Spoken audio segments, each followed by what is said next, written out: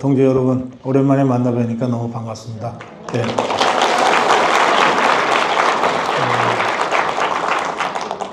네. 오면서 우리 이봉규 박사 부정선거에 대한 트럼프 사례까지 말씀하시면서 윤석열 대통령한테 지금이라도 부정선거 수사를 지시하라 이렇게 강력하게 주문하시는 거 아주 적극 공감하면서 들었습니다.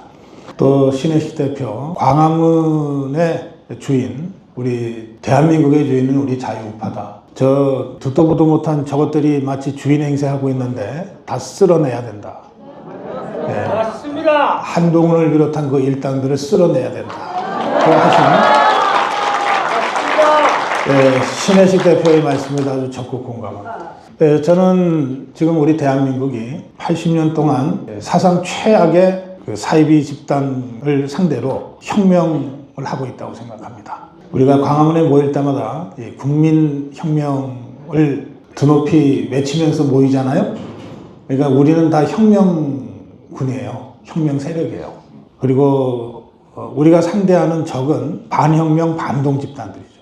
우리 인류 역사에서 가장 사악하고 가장 반동적인 수구 세력인 김정은과 종북 주사파 집단을 상대로 해서 국민혁명을 지금 우리가 수행하고 있는 겁니다. 그런데 이 혁명은 80년 동안 계속되고 있습니다. 저는 이인호 교수의 주장대로 이승만 대통령이 추진했던 대한민국 건국은 건국혁명이었다고 생각합니다. 그러니까 혁명이라는 게 그 이전과 그 이후를 완전히 다른 사회로 만드는 운동을 혁명이라고 하는 거잖아요. 그러니까 이승만 대통령의 건국은 그 이전의 조선 또 일제시대와는 완전히 다른 대한민국이라는 나라를 이 지구상에 만들어낸 거잖아요. 그런 의미에서 진정한 의미의 건국혁명이었다고 생각해요. 그런데 그 이승만이 시작한 건국혁명을 아직 우리가 완전히 완성을 못 시켰어요. 이걸 완성시켜야 비로소 우리가 당당하게 대한민국 국민이라고 세계 어디를 가든지 떳떳하게 얘기할 수 있을 겁니다.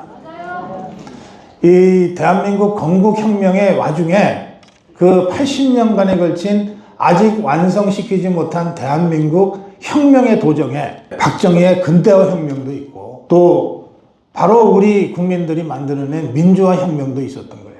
그러니까 우리 대한민국 헌법 전문에 4.19와 5.16을 우리가 써놓고 있는 거예요.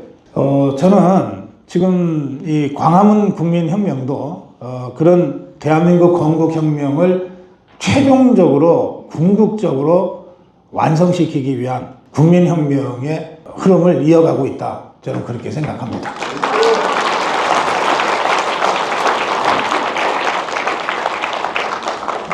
그 혁명을 하다 보면 전면에 나서서 절대 혁명하면 안 된다고 저항하는 이 반동 세력들이 나타나게 돼 있습니다.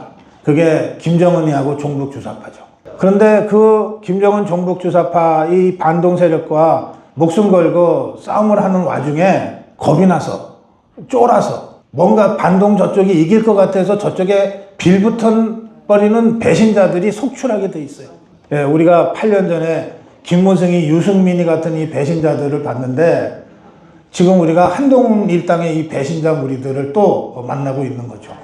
저는 이런 배신자들은 어느 혁명이나 나타났고 또 앞으로도 우리가 최종적 궁극적 승리를 하기 전까지는 수도 없이 나타날 거라고 예상하고 대처해야 된다고 생각해요. 이 배신자들이 나타날 때 그냥 배신자라고 이마박에다 써붙이고 나타나지 않습니다. 지가 진짜 자유우파라고 거짓말하고 위장해서 나타나거든요. 8년 전에 김무성, 유승민 세력이 그랬고 지금 한동훈 일당이 그렇습니다. 앞에서 달려오는 종북주사파들은 별로 겁날 것도 없어요. 아니 이재명이가 겁납니까 여러분? 조국이가 겁나요? 문재인 따위가 겁납니까? 이게 동진 줄 알았는데 옆에서 칼들이 될 때가 겁나는 거거든. 이거 손을 나한테 왜? 이봉규 절대 그러면 안 돼. 그 배신자들이 제일 먼저 공격하는 거는 우리 진영의 리더가 아니에요. 우리 진영의 리더를 처음부터 공격하면 배신자라고 금방 우리가 판별할 수가 있어. 그게 아니고 우리 쪽에 진짜 선수들을 먼저 공격해요. 아까 우리 신혜식 대표가 정광훈 목사에 대해서 막 설명을 하던데 배신자 입장에서는 제일 타겟이 정광훈이지 뭐. 정광훈을 죽이면 박근혜가 쉽게 죽거든. 정광훈만 죽이면 윤석열도 쉽게 요리할 수 있을 것 같거든. 그러니까 정광훈을 공격하고, 그러니까 여러분 자유파 유튜브들을 공격하는 거예요. 그리고 광화문 세력을 공격하는 거예요. 그 점에서 여러분들이, 저나 여러분들이나 우리 정광훈 목사나 다 지난 8년여의 그 엄혹한 종북 주사파가 득세하던 그 세월 동안 정말 말할 수 없는 모욕을 당하고 조롱을 당하고 매도를 당하고 그러면서 여기까지 왔어요. 그리고 여러분들이 버텼기 때문에 우리가 이긴 겁니다. 전광훈이 쓰러지지 않고 버텼기 때문에 우리가 이긴 거예요.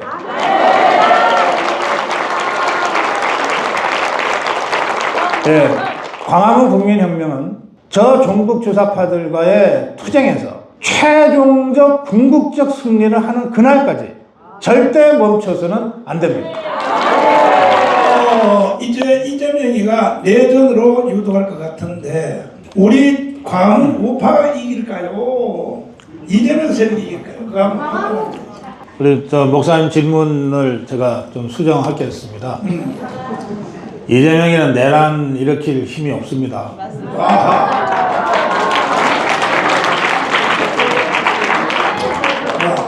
내란을 일으킨다는 뜻은 최소 수백 명, 수천 명 죽을 각오를 한다는 뜻이잖아요.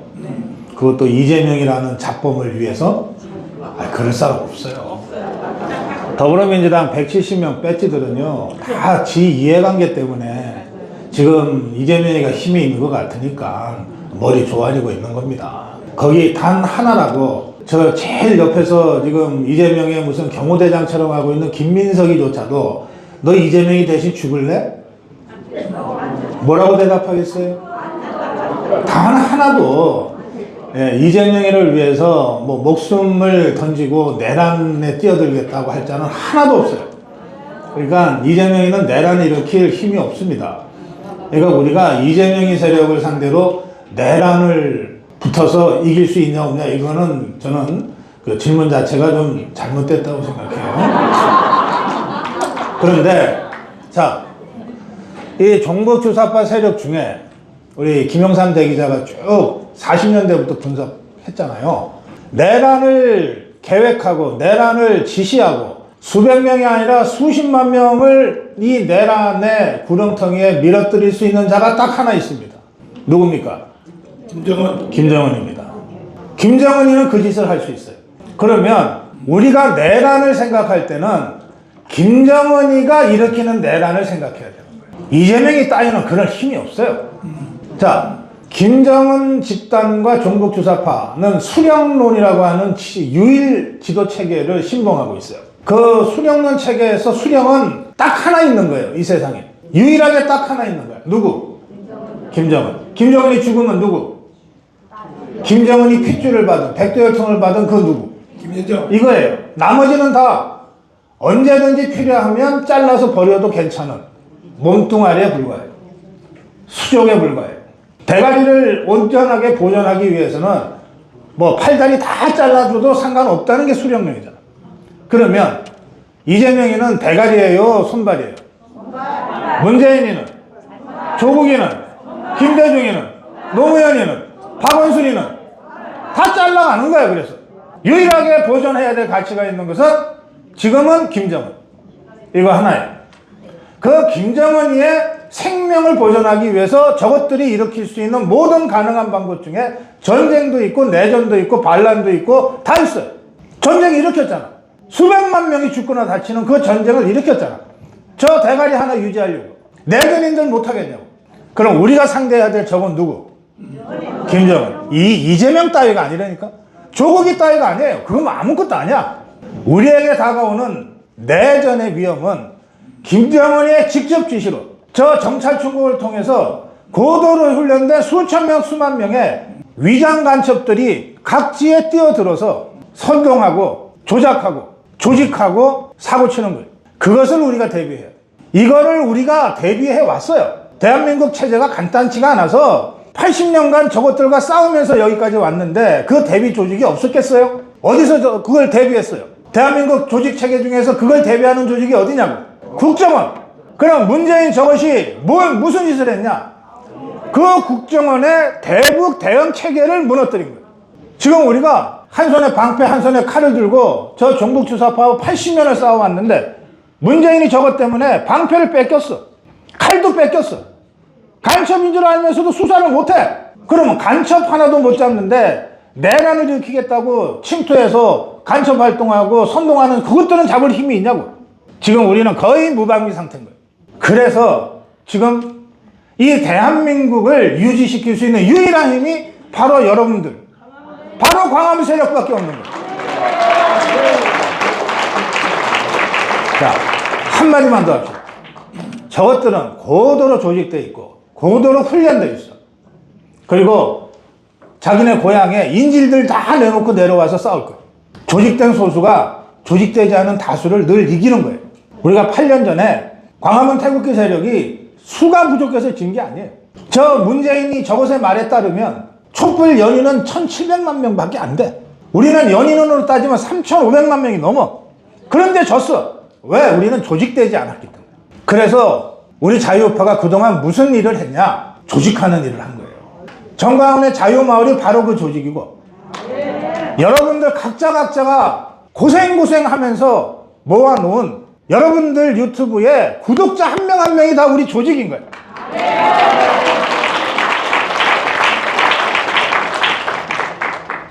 이 조직을 더 고도화시켜야 돼요. 정치의식을 더 강화시켜야 돼요. 우리가 왜 여기에 있는지, 그리고 우리가 상대해야 될 적이 어떤 사람들인지 어떤 세력인지를 정확하게 인식하고 있어야 돼요. 이재명이 하나라면 이봉규 혼자 보내도 이겨. 아니 조국이 정도면 저 신의시에 가도 이긴다니까. 그러나 김정은 집단과 상대해서 우리가 싸워야 돼. 그래서 우리가 모여야 되고 조직해야 되고 정치의식을 더 고도화해야 됩니다. 그러면 능히 이길 수 있습니다. 대통령이 와서 제일 먼저 해야 될 일이 있는데 제 부탁 하나는 뭐냐, 간첩 수사를 좀 더 세게 하는 거. 그걸 포함해서 대답하는 거. 뭘 해야 돼? 대통령이 와서. 아니, 질문하면서 대답에 이걸 넣어달라고 그러시는 분이 어디 있어요? 근데 아니 제가 목사님한테 먼저 하나 여쭐게요. 네. 대통령이 오면 이거부터 해달라고 지금 주문해보라고 해서 쭉 말씀을 지금 드렸는데, 그렇지. 그럼 이걸 어떻게 하실 건데요? 누구 윤석열 대통령 만나서 뭐 전달이라도 하실 수 있어요? 아마 지금 오늘 여기에 국정원 만만치 않습니다. 오늘 여기 모인 여러분들이, 그 다음에 옛날 이름으로 기무사, 검찰, 경찰, 정보원들이 여기 다 들어와 있습니다. 그러면 다 보고될 것입니다. 이걸 염두에 두시고 강렬하게 대답합니다.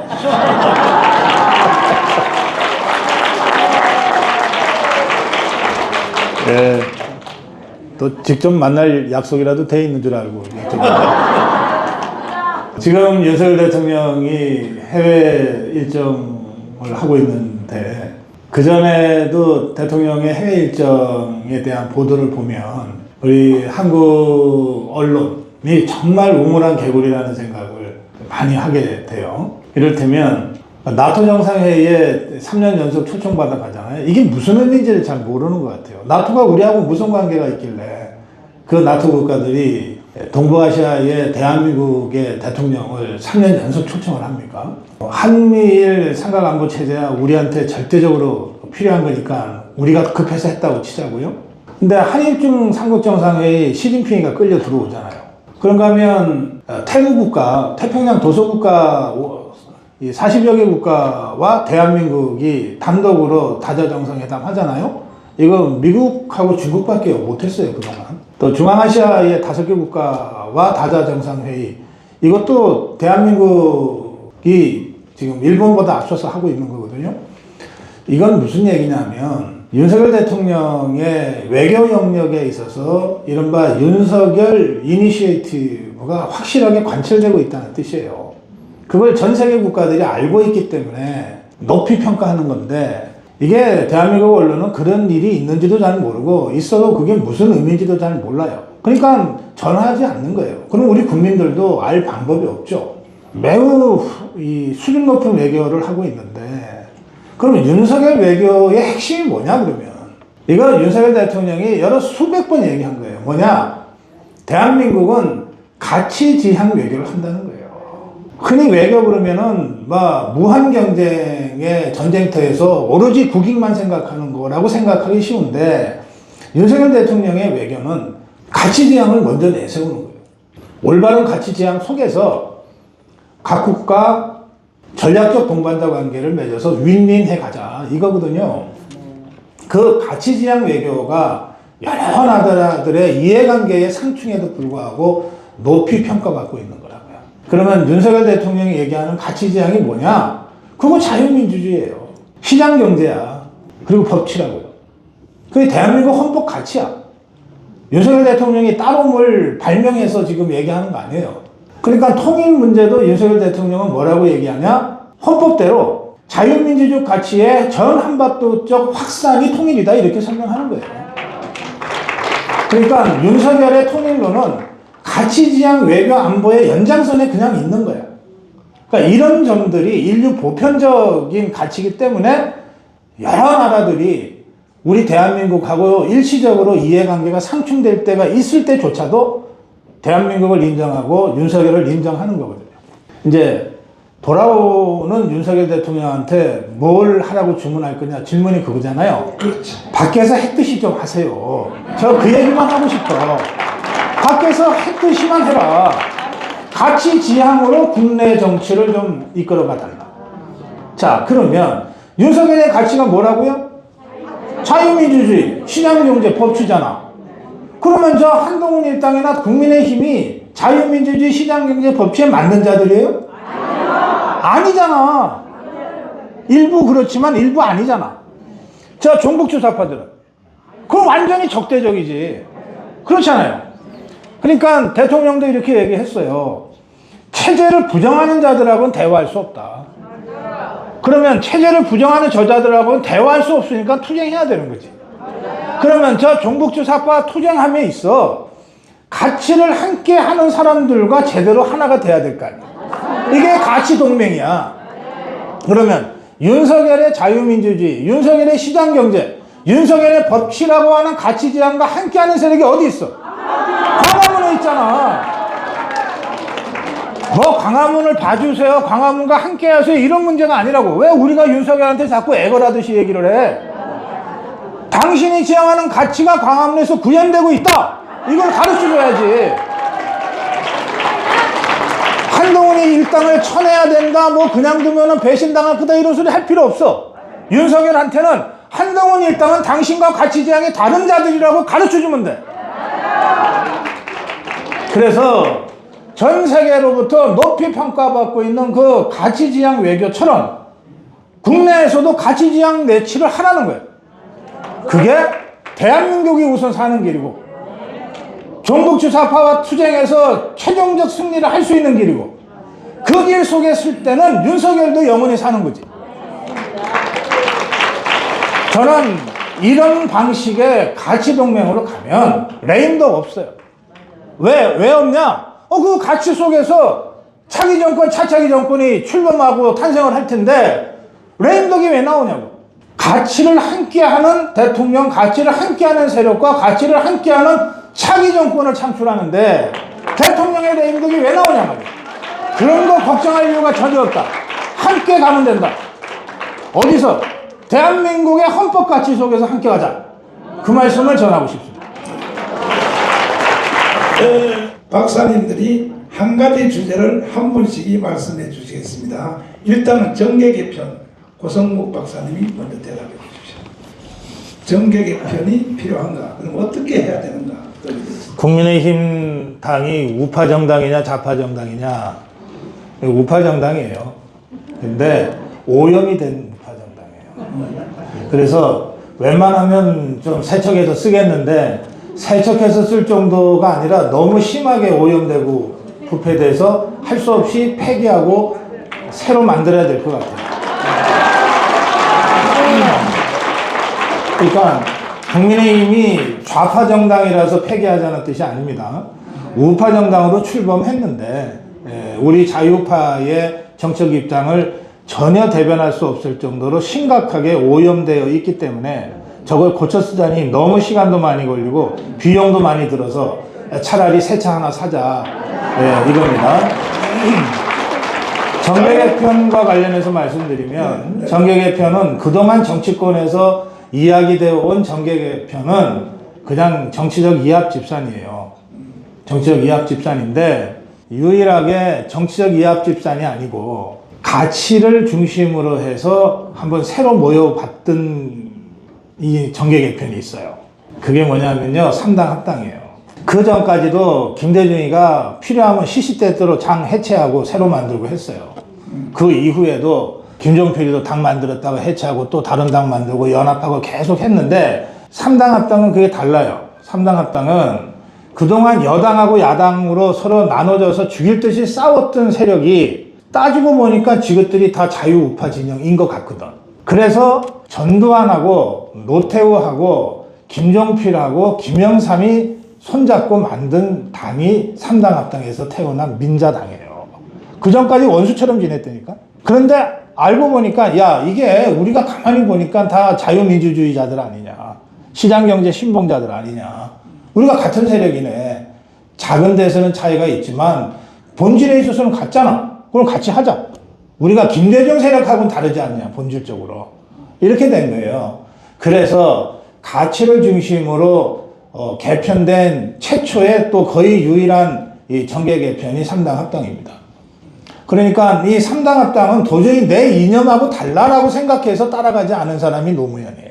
그러나 평생 야당했던 최형우 같은 사람은 끝까지 반대했는데 따지고 보니까 이게 같은 세력하고 함께 하자는 건데 해서 설득당해서 민자당으로 들어가요. 그러니까 그런 의미에서 저는 지금 우리 자유파에게 필요한 것은 우리가 자유통일당을 지난 총선에 적어도 비례는 자유통일당 해야 된다고 목이 터지게 외쳤지만 실패했잖아요. 그런 상태에서 어쨌든 2년 후 지방선거도 치러야 되고 3년 후 대선도 치러야 되고 또 3년 반 있다가 총선 또 치러야 되는데 이런 상태에서 우리 자유파 진영이 이른바 국민의힘과 뭐 자유통일당과 뭐 자유민주당과 계속 또 찢어져서 또 우리 자유파 국민들을 고민하게 할 거냐. 완전히 하나로 돼야 되겠는데 그렇다고 해서 잡동사니들 다 끌어안고 갈 수는 없잖아요. 그러니까 자유민주주의 시장경제 법치라고 하는 대한민국 헌법 가치라는 이 가치 동맹을 맺어서 잘라낼 거 잘라내고 함께 할 거 함께 하는 그런 의미의 제2의 3당 합당 같은 그런 정계 개편을 우리가 지금부터 준비해야 된다. 그렇게 말씀드립니다. 자, 수고하신 우리 정강훈 목사님, 자장받아 너무나 고맙고요. 자, 패널로 참석해주신 우리 고성복 박사님, 이봉규 박사님, 우리 김영삼 대기자님, 신혜식 대표에게도 감사의 박수를 보내주시기 바랍니다. 감사합니다.